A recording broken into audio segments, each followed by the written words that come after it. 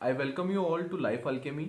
और आज हम लोग बात करेंगे चैप्टर 3 की of the book the subtle art of not giving a fuck. इस बुक के चैप्टर 3 का नाम है यू आर नॉट स्पेशल। और इस चैप्टर की स्टार्टिंग में एक मार्क मैनसन एक कैरेक्टर को इंट्रोड्यूस करते हैं, एक फिक्शनल कैरेक्टर जिसका नाम है जिमी। अब ये जो जिमी कैरेक्टर है ये आप और हम इससे हमेशा हमारी लाइफ में मिल चुके हैं। ये वो बंदा है जो आपको आके बोलता है कि मेरे पास ये नया बिजनेस आइडिया है या फिर मेरे पास ये नया ऐप है जो कि मुझे लगता है कि काफी ज्यादा आने वाले टाइम में सक्सेसफुल होने वाला है, इसलिए आप मुझे इसके ऊपर पैसे लगाइए। या फिर वो हमेशा उसको एक नेक्स्ट चीज के बारे में पता होता है कि यार नेक्स्ट दुनिया में क्या अच्छा आने वाला है। वो हमेशा पॉजिटिविटी से भरा होता है, उसके पास बहुत सारा सेल्फ एस्टीम और सेल्फ कॉन्फिडेंस होता है और उसके अराउंड रहने से आपको भी ज्यादा सेल्फ कॉन्फिडेंस फील होता है। बट इसमें पॉइंट ये है कि रियलिटी ये है कि वो उसके पास आइडियाज बहुत सारे हैं लेकिन उसने कभी भी अपने आइडियाज के ऊपर एक्ट नहीं किया। यानी कि he is all talk and no walk. तो इस तरह के लोग से हम लोग काफी बार मिलते हैं लाइफ में जिनका कि सेल्फ कॉन्फिडेंस बहुत हाई होता है, जो बातें बहुत बड़ी बड़ी करते हैं लेकिन काम उनके पास कुछ भी नहीं होते दिखाने वाले। तो इस स्टोरी के थ्रू मार्क मैनसन एक आइडियोलॉजी के बारे में हमको बताते हैं जो 1960s में काफी चलती थी। उस आइडियोलॉजी का नाम है philosophy about high self esteem. तो एक टाइम ऐसा था जबकि सेल्फ एस्टीम हाई रखना लोगों के लिए एक बहुत इंपॉर्टेंट चीज थी और साइकोलॉजिस्ट इस चीज को प्रिफर करते थे कि लोगों का अगर सेल्फ एस्टीम और सेल्फ कॉन्फिडेंस हाई है तो हम एक जनरेशन अच्छी खड़ी करेंगे, ज्यादा एम्प्लॉयबल खड़ी करेंगे, ज्यादा नॉलेजेबल खड़ी करेंगे। और इस कारण से काफी सारे मेजर्स भी लिए जाते थे जैसे कि grading system, A grade B grade आने लग गई। इंस्टेड ऑफ 90 टू 100 मार्क्स की जितने भी लोगों के 90 से 100 के बीच में नंबर है उन सबको आप एक ग्रेड दे दीजिए, ए ग्रेड, ताकि बाकी सबको बुरा फील ना हो। पार्टिसिपेटिंग ट्रॉफीज आने लग गई जिससे कि बाकी लोगों को बुरा फील ना हो जो जीत नहीं पाए। ठीक है, हर एक इंसान को बुरा फील नहीं होने के लिए, उनके सेल्फ एस्टीम को हाई रखने के लिए चीजें होने लगी। लेकिन अब इस फिलोसॉफी के साथ प्रॉब्लम यह थी कि इसने एक ऐसी जनरेशन को खड़ा नहीं करा जिनकी की सेल्फ वर्थ बहुत हाई थी। इनफैक्ट इसने एक ऐसी जनरेशन को खड़ा करा जिसके पास इनसिक्योरिटी बहुत ज्यादा थी और जो बहुत ज्यादा एंटाइटलमेंट फील करते थे। सबसे की जो एक्चुअल सेल्फ वर्थ है, यहाँ पे एक बहुत अच्छा स्टेटमेंट आता है कि आपकी जो एक्चुअल सेल्फ वर्थ है वो इससे नहीं डिफाइन होती कि आप अपने पॉजिटिव एक्सपीरियंसेस को कैसे लेते हैं, जबकि वो इससे डिफाइन होती है कि आप अपने नेगेटिव एक्सपीरियंसेस के बारे में किस तरह से रिएक्ट करते हैं। तो इसका मतलब है कि जो जिसकी सेल्फ वर्थ सच में हाई है वो कभी ये नहीं बोलेगा कि यार मैं बहुत ज्यादा पैसे कमाता हूँ और मुझे पैसे खर्च करना बहुत अच्छे से आता है। वो ये बोलेगा कि यार मैं कभी कभी पैसे खर्च करने में लेतलाली कर देता हूँ या फिर मैं कभी कभी पैसे खर्च करने में मेरी स्पेंडिंग हैबिट्स खराब है। सिमिलरली जिसकी सेल्फ वर्थ हाई होगी वो कभी भी ऐसा नहीं बोलेगा कि यार मुझसे अच्छा ये काम कोई नहीं कर सकता।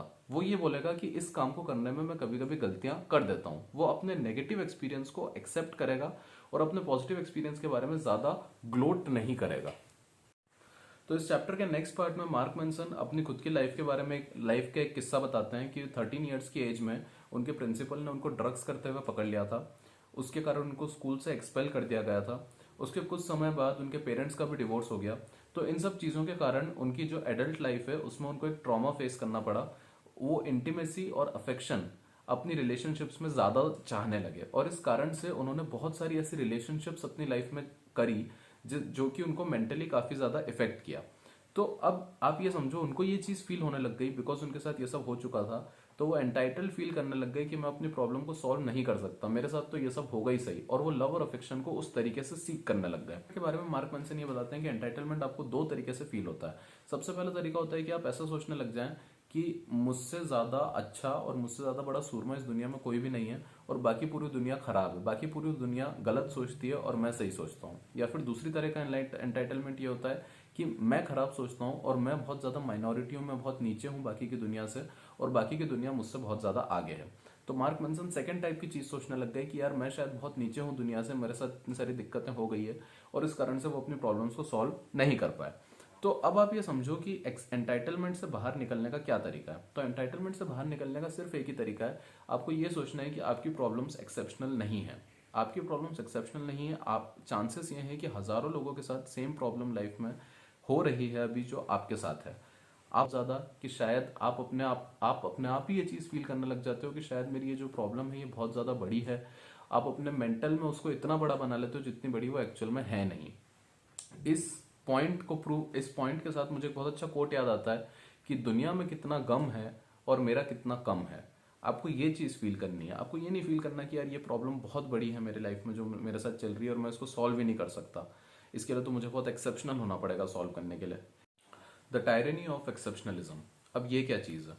तो इसका मतलब ये है, पहले तो आप ये समझो कि आपकी लाइफ जो है वो most of the time average रहने वाली है और कुछ टाइम बहुत ज़्यादा एक्सेप्शनल रहने वाली है। हम सबकी लाइफ में कुछ ऐसे इंस्टेंसेस होते हैं जिसमें कि हम काफ़ी ज़्यादा एक्सेप्शनल हैं, कुछ ऐसे हमारी चीज़ें हैं लाइफ में जिसमें हम बहुत ज़्यादा एक्सेप्शनल हैं क्योंकि हमने उसके ऊपर काफ़ी ज़्यादा टाइम और एनर्जी डिवोट किया है। लेकिन लाइफ में बहुत सारे पार्ट्स ऐसे भी होने वाले हैं जहाँ पे कि हम कंप्लीटली नॉर्मल रहेंगे।